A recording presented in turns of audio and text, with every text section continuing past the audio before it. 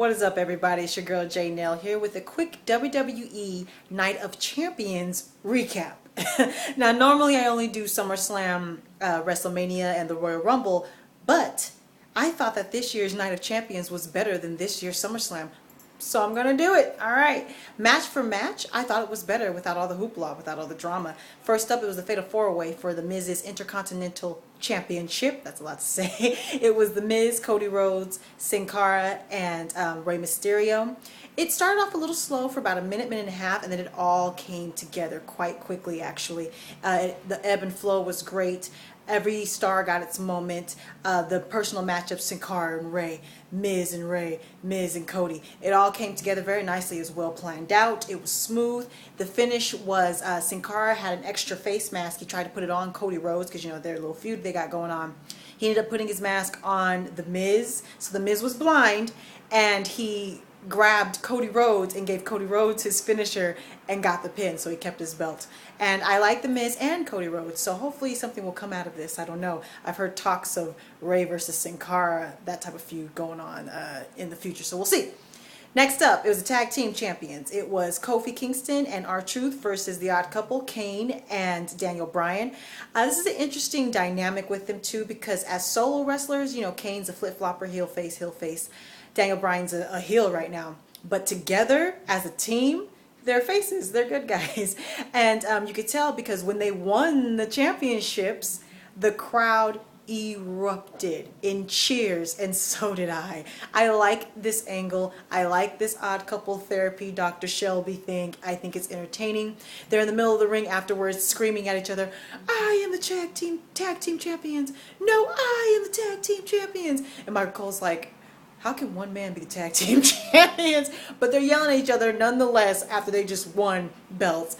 It was great. I'm looking forward to see what we're going to have with this tag team division. Actually, they elevate the champions. So they're really trying to build this division, which is cool. Next up, Antonio Cesaro against Zack Ryder. And you know what? Antonio's good, man. And you can tell because he made Zack Ryder look good. I'm not the biggest fan of Zack Ryder in-ring skills. Yes, I respect him building his way up through the internet and all that, but in-ring, I just don't think he's that good. However, halfway through this match, I'm like, hold up. Am I watching Zack Ryder right now? Is he competitive right now? It was a competitive match. It was good. Antonio kept his belt, which he should. I think he's going to keep it for a long time. I like him. He's one to watch. A little bit of help from Oksana, but he kept his belt. Next up, it was Dolph Ziggler against Randy Orton. And this was kind of like the matches that they've had on SmackDown, but longer. Longer, but good though. Longer, more emotion. It was kind of like your working man's match. Nothing too fancy, but they worked it. They worked it well. The emotion was there. The ebb and flow was there. I liked it. A little long, but they worked it well. No interference from Vicky. Randy Orton kind of pushed Dolph Ziggler up in the air and then landed his RKO, so it was a little different. It was kind of cool. Randy Orton got it. Next up, Divas Championship. Layla against Eve because Caitlyn mysteriously got attacked, and so Eve got put in the match, and I was very happy because I knew it would be a better match, and it was. For a Divas match, it was quite long, but it needed to be. They put on a good match. You know, the reason why the Divas matches are short is because, you know, unfortunately, the Divas division is not what it used to be, and the crowd doesn't give them that much time before they start booing. Let's just be honest.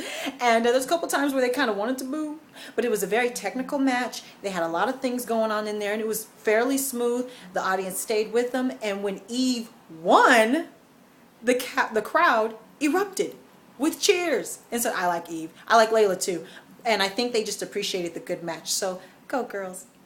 All right, next up, it was the World Championship. It was Sheamus against Alberto Del Rio with Ricardo and Otunga at ringside. Right before the match, Booker T came out and reinstated the bro kick, and Otunga was the first one to get it right off the ring apron onto the ground. This was a good match. It went back and forth. Alberto got that cross arm breaker like 5 times, especially towards the end of the match, which made you kind of think, well, he could win, but he didn't. Sheamus got his kick, he got the pin, kept his belt. No interference from Ricardo. Interesting. I think something's about to happen there between Ricardo and Del Rio. Next up, main event. It was John Cena against CM Punk with Paul Heyman at ringside. Paul Heyman didn't get involved. This was a good match. CM Punk brings out the best in John Cena. I thought their feud last year was one of the best feuds of the year, and this year this match was I think one of John Cena's best matches. The promo John Cena cut last week was probably his best promo ever. So CM Punk brings the best out of John Cena. We saw some moves from him diving off the apron onto the outside, things we don't see from John Cena. It ended controversially. CM Punk was facing the ropes, but he was on the second rope. John Cena jumped up and suplexed him, holding him there, keeping his shoulders down. Got the 1, 2, 3 John Cena music. John Cena won. John Cena won. Nope.